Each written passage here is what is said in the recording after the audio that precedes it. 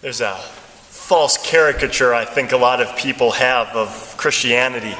And when they think of Christianity, what they think of is that it's just a bunch of restrictive set of rules.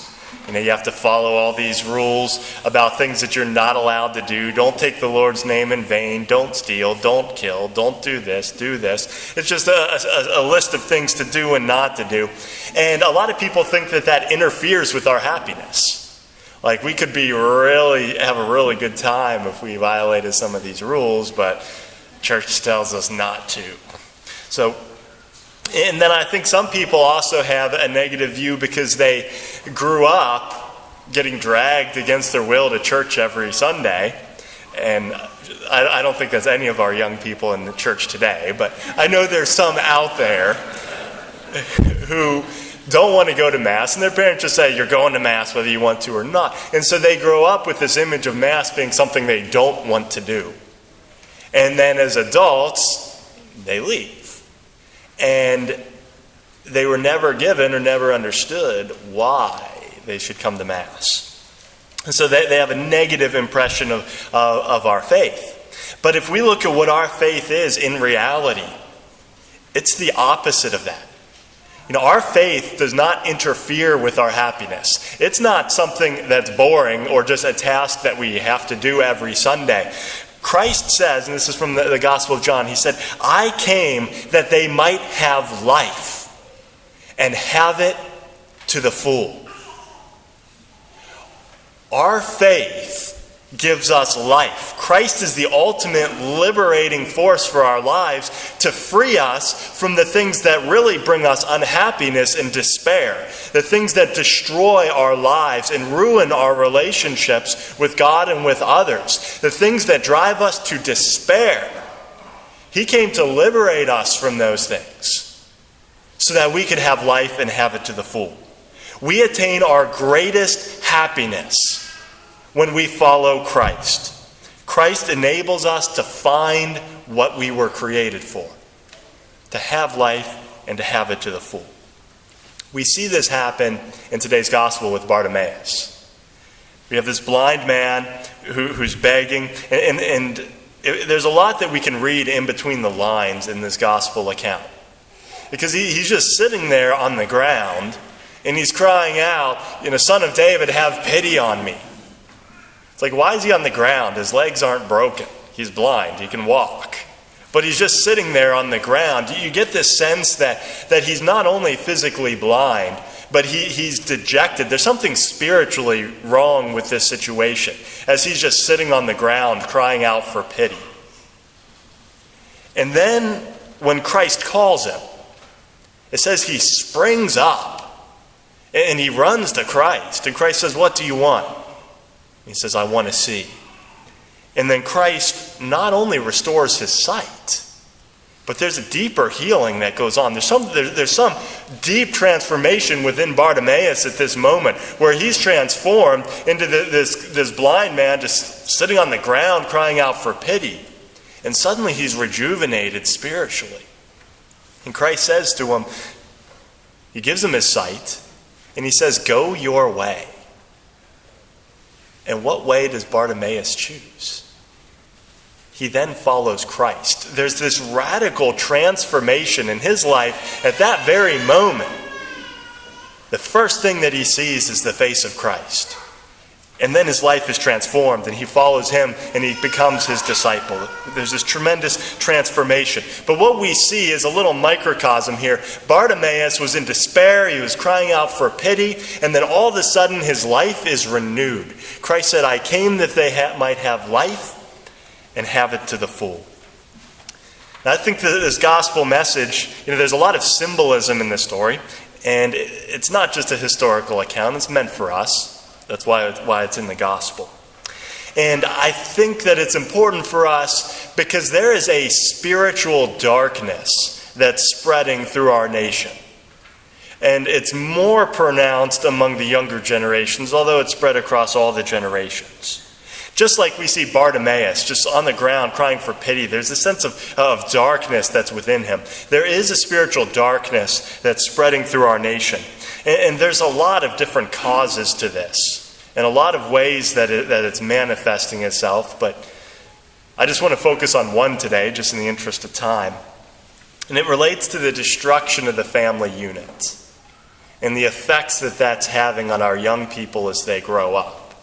A lot of us, we hear the statistics about the breakdown of the family, but it's ultimately rooted in a breakdown of faith and a rejection of the virtues and the morality that Christ teaches us. It's a rejection of obedience to his law. It's the effect of a society that places sexual liberation and reproductive rights higher than God's law. What do we see as the effects? Well, 56% of families are what they define as non-traditional. 5% of our kids grow up with neither of their parents. 5%. 34% grow up with only one of their parents. And then 15% of our young people grow up with their parents going through one or two divorces. One or two of them are divorced and remarried. So 56% of our families fall into those categories. What does that mean for our young people? And to understand the younger generation in this society, I think we have to put ourselves in their place and understand what they're going through. Our young people are growing up without fathers.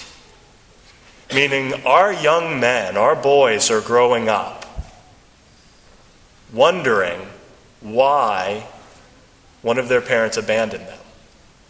What is wrong with them that they caused this? A lot of them blame it on themselves, and they wonder, what is wrong with me? Why does my parent not love me? To the point where I can see that other people have two parents and I don't. Why did my parent abandon me? What's wrong with me? They grow up with a deep sense of insecurity and of abandonment, which can have tremendous psychological impact as they grow up. Our young men grow up without anyone to teach them how to play catch. No one there to take them camping. No one there to show them how to shave as they grow up or how to become a man. No one there to treat them or to teach them the proper way to treat a woman. They grow up without fathers. And our young women grow up without a father who's in their lives and loving them. And they grow up with this starved sense of affection, which as they grow up manifests itself in different ways, a lot of times in sexual promiscuity. They're looking for love and affection that they never had growing up. They always desired it, and they look for it in relationships that'll never bring them the fulfillment that they're seeking. When we really start to look at the effect that the breakdown of the family has on our young people, it's devastating. Young people who live with cohabiting parents, they wake up every morning wondering if they're still going to be there. Are my parents still going to be there tomorrow? There's no commitment. They've never made a promise to stay together. And there's a deep uncertainty in knowing that their parents could leave them at any point in time because their parents are unwilling to make any commitment of love. And then we have our young people who grow up living through a divorce. They come home one day and their world as they know it is shattered because the most fundamental relationship in their lives, the love between their mother and father, is suddenly ripped from them. And what should be the symbol of authentic love and the permanent thing that the environment that they grow up in is suddenly ripped away from them, and their whole world is shattered. And they're left with insecurity. Growing up, many of them are never able to trust another person. And when they approach marriage themselves, they're not willing to make a commitment to be faithful to the person because they've experienced broken love in their lives. This is when we talk about the breakdown of the family, you can look at it as statistics, but when you really look at what's going on, our young people are growing up broken in a shattered world. And to understand why they're reaching out in unhealthy ways, we have to understand the pain that's in their hearts. And it's caused by the breakdown of the family and the rejection of God in our lives. And how do we respond as a society? We pass out contraception to our young people in school. and say, here you go, find a nice loving relationship. And they end up broken even more because they're searching for permanent love that they're starved for, and it doesn't happen that way. How else do we respond? We respond to the pain in our society by inviting a drug cartel into Ohio to legalize pot. Okay, that'll take care of the problem. Good solution. We'll turn to drugs to solve the problem of darkness. I don't know who thought that one up, but a good job. Or we can turn, as Bartimaeus did, to Christ. We can look at the face of Christ as Bartimaeus did. Bartimaeus was transformed physically and spiritually in an instant by Jesus Christ. And when we find Christ, when our young people who are broken and starving for love, when they look at Christ and they see him for the first time, they see a person who is absolutely faithful. Somebody who will always love them, no matter what they've done or how many mistakes they've made. They find someone who will never abandon them. They find the love that they're starved for in the depths of their heart. Christ teaches us what true and authentic love is. And when we encounter him, he makes us whole. The wounds that we carry within us, the wounds of betrayal, the wounds of rejection, he heals those. Because he is the most fundamental relationship at the base of our soul. And when that locks into place, when we find the love of Christ, every other relationship finds its proper place. And we're made whole. But if we don't find Christ, if we don't find the deepest and most fundamental relationship of authentic love, then all of our other relationships are going to be disordered. There's going to be levels of dependency or disorder that comes into the relationship. So the solution, what our society needs, is real and authentic love which can heal us, and we find that in Christ. The faith is not just something that we do every Sunday, or it's not this boring or oppressive set of rules. It's an encounter with the person of Jesus Christ, who's the only person who can save us and can heal us, and can heal the darkness that's spreading through our society.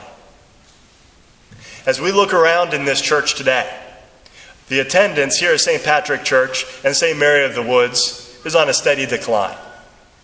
The fate of Logan County rests here at St. Patrick Church and St. Mary of the Woods. If our attendance continues to decline, Logan County will be lost. The darkness will spread and people will perish. If we see the attendance explode and this church is packed to the brim, then Logan County will be saved. The fate of the future of our county rests right here at St. Patrick Church and at St. Mary of the Woods. And the fate, the future of the United States rests with the Catholic Church.